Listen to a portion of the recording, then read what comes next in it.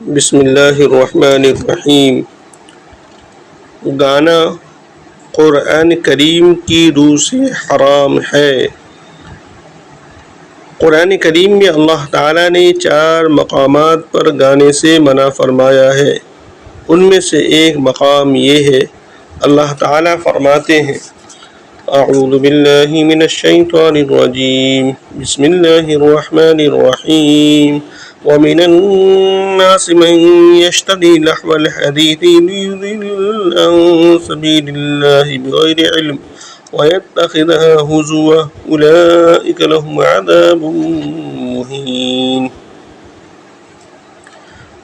بعض لوگ ایسے ہیں جو ان باتوں کے خریدار ہیں جو اللہ تعالیٰ سے غافل کرنے والی ہے، تاکہ بے سوچے سمجھے اللہ تعالیٰ کی راہ سے بھٹکائے اور اس راہ حق کا مذاق اڑائے۔ یہ وہ لوگ ہیں جن کے لیے ذلت آمیز عذاب ہے۔ اس آیت میں لہو الحدیث سے مراد گانا ہے۔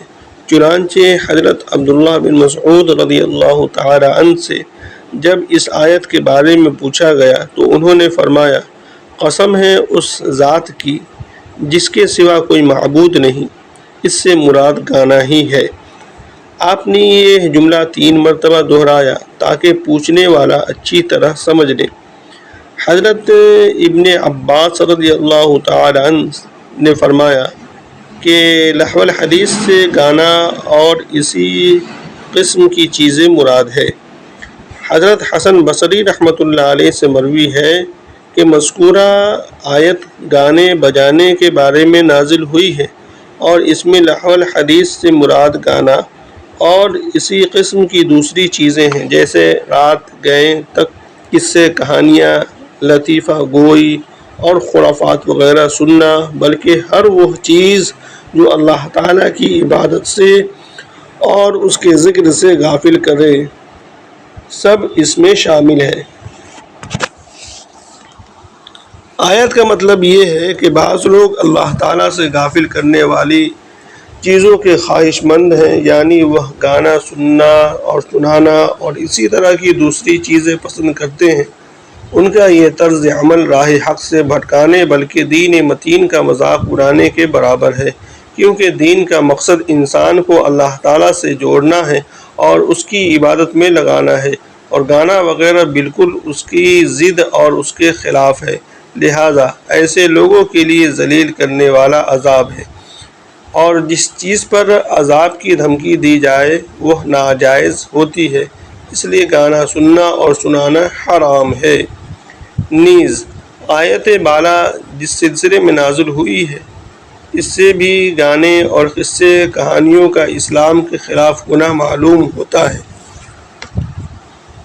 چنانچہ رسول اکرم صلی اللہ علیہ وسلم کے زمانے میں نضر بن حارث کافروں میں ایک شخص تھا جو رسول اللہ صلی اللہ علیہ وسلم کا سخت مخالف اور بدترین دشمن تھا۔ وہ چاہتا تھا کہ لوگ قرآن کریم کی طرف متوجہ نہ ہو۔ وہ تجارت کی غرض سے ملک فارس جاتا اور وہاں سے رستم اور اسفندیہ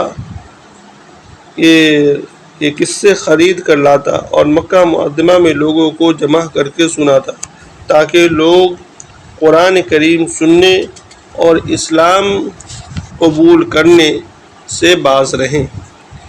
یہ دشمن اسلام لوگوں سے کہتا، یہ پیغمبر تم کو قوم عاد اور قوم سمود کے قصے سناتے ہیں، میں تم کو ایران کی مشہور لڑائیوں اور مشہور پہلوانوں کے قصے سناتا ہوں، تم ہی بتاؤ دونوں قسم کے قصوں میں دلچسپی کون سے قصوں میں ہے۔ بلکہ ایک دفعہ وہ ایک گانے والی لونڈی خرید کر لایا اور جس کو دیکھتا کہ وہ اسلام کی طرف مائل ہے، اس کو اپنے گھر لا کر کھانا کھلاتا اور گانا سنوا کر قرآن کریم سے مقابلہ کرتا اور پوچھتا، بتاؤ مزہ اور دل لگی گانے میں ہے یا قرآن کریم میں؟ العیاذ باللہ۔ سوال کا مقصد صرف اور صرف یہ تھا کہ لوگ ان قصے کہانیوں میں اور گانے بجانے میں لگ جائیں اور قرآنی ہدایت سے متنفر ہو جائیں۔ اس لیے یہ آیت اسی شخص کے بارے میں نازل ہوئی ہے جو اللہ تعالیٰ نے اس آیت کے ذریعے ہر اس چیز کو حرام قرار دے دیا جو اللہ تعالیٰ کی عبادت سے اور اس کی یاد سے غافل کر دے، خواہ وہ قصے کہانیاں ہوں یا ہنسنے ہنسانے کی باتیں اور خرافات ہوں یا گانا سننا سنانا ہو، سب ناجائز ہے۔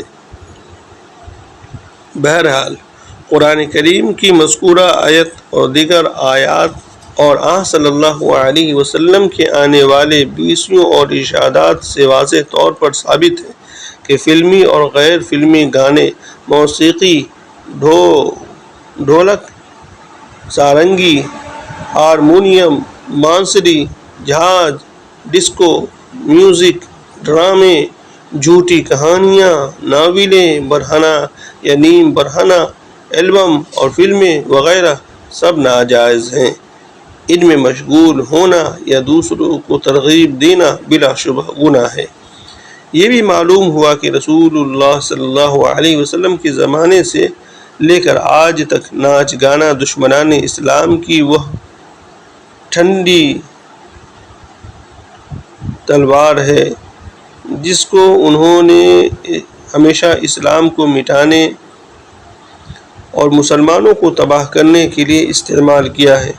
آج کل ٹی وی، وی سی آر اور ڈش انٹینا کے ذریعے اڑیاں فلمیں، فحش ڈرامے، ناچ گانے، چوری ڈکیتی وغیرہ، قتل غارت گیری کے پروگرام دکھا کر یہ مقصد خوب حاصل کیا جا رہا ہے تاکہ مسلمان اس میں منہمک رہیں اور عیش پرستی میں غرق ہو کر اپنا دین و مذہب چھوڑ دیں اور آخرت سے غافل ہو اور اس کے غلام رہیں اور پھر کبھی بھی اس کے مقابلے میں نہ آ سکے۔